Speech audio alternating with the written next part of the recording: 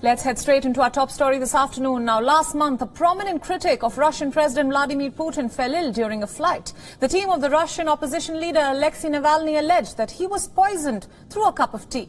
Navalny was then transferred to the Charité hospital in Berlin. Now, after several twists and days of allegations and counter-allegations, Germany claims to have found irrefutable evidence that Alexei Navalny was poisoned. A military lab in Germany has found traces of Novichok in Navalny's body. So what is this substance called Novichok? Well, the name means newcomer in Russian. Novichok is a nerve agent developed by the Soviet Union and later by Russia between the years 1971 and 1993. Novichok agents have effects similar to other nerve agents. They block messages from the nerves to the muscles. It's important to note that this is not the first time that Novichok has made news. In fact, in 2018, an ex-Russian spy and his daughter were poisoned with the same substance in the British city of Salisbury. The attack left Sergei Skripal and his daughter Yulia critically ill. Multiple laboratories confirmed that Novichok was used to poison him and his daughter. And now the traces of the same substance, or nerve agent rather, have been found in Navalny's body as well, which further strengthens the case that he was in fact poisoned by the Russian establishment. So what is Germany doing about it? Well, it plans to notify its European and NATO partners about the test results. Berlin is also demanding an urgent clarification from Moscow on how a Soviet-era nerve agent was detected in Navalny's body. The chemical weapons watchdog has also been contacted by the German government. Germany's findings contradict the version which was put forward by Russian authorities. The German Chancellor Angela Merkel reacted to this news and called it attempted murder through poisoning. Alexei Nawalny wurde Opfer eines Angriffs mit einem chemischen Nervenkampfstoff der Novichok-Gruppe. Dieses Gift lässt sich zweifelsfrei in den Proben nachweisen. Damit ist sicher, Alexei Nawalny ist Opfer eines Verbrechens.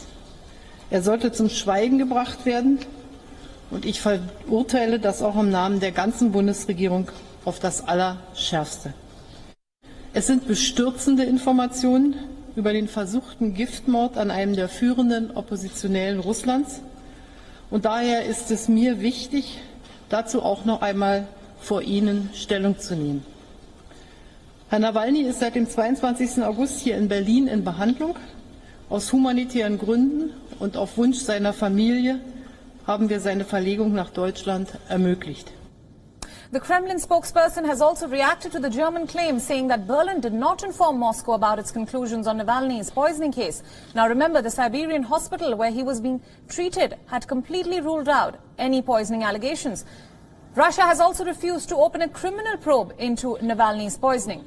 Novichok is a nerve agent that has been regularly associated with the Russian regime. Although Moscow denies using it, multiple spy agencies in the West have confirmed that Russia produces it for covert operations.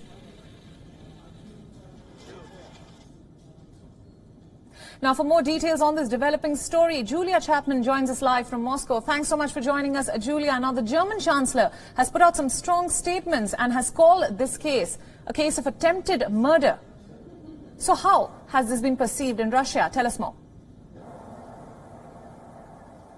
Well, most Russian officials are roundly denying that the government could have had anything to do with the poisoning of Alexei Navalny. They're refuting the German account of events leading up to his illness 2 weeks ago today, when he took ill on a plane journey from Siberia to Moscow, and that plane had to carry out an emergency landing, and Alexei Navalny was rushed to a hospital in the city of Omsk. Now, doctors there said they didn't find any traces of poisoning, although that was one of the options they were looking into when they tried to diagnose him.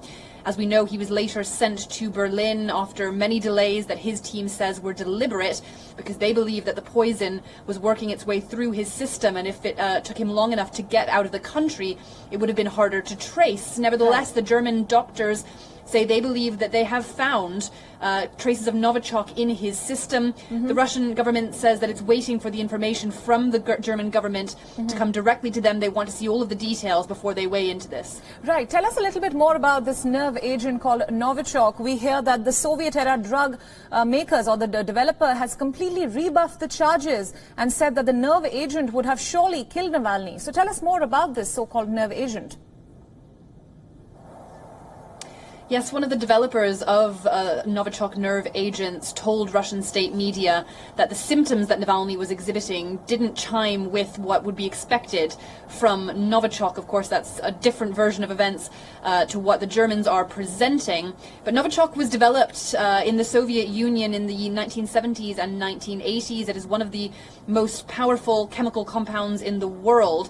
And it was not among those that was handed over by the Soviet Union to the OPCW when it handed over all of its chemical weapons. Now, of course, it is the same kind of nerve agent that the British government accused Russia of using in the poisoning of Sergei Skripal and his daughter in 2018.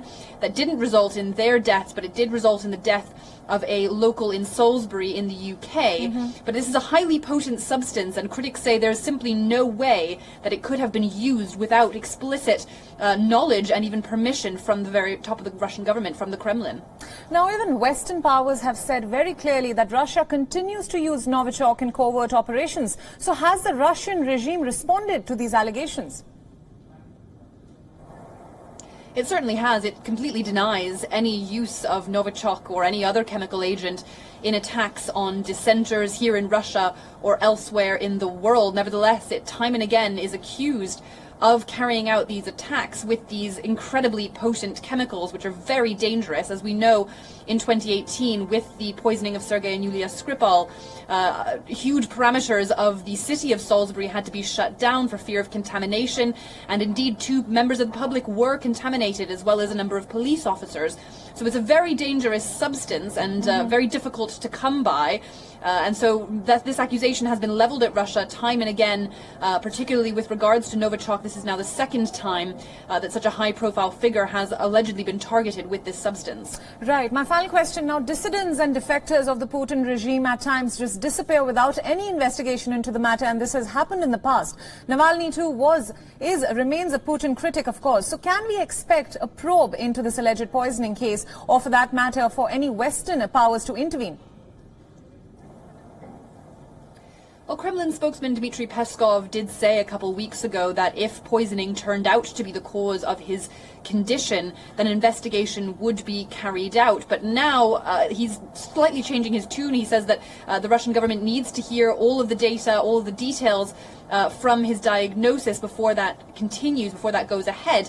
No criminal investigation has been opened here in Russia into the events 2 weeks ago. There have been criminal inquiries, but no official investigation has been opened yet by police. And critics say that's because they don't want to look into the details. They don't want to unveil who may have ordered this. Now, of course, Alexei Navalny is a very prominent Kremlin critic, but he has also made a lot of other enemies through his very high-profile anti-corruption investigations, where he's taken aim at a number of Russian elites.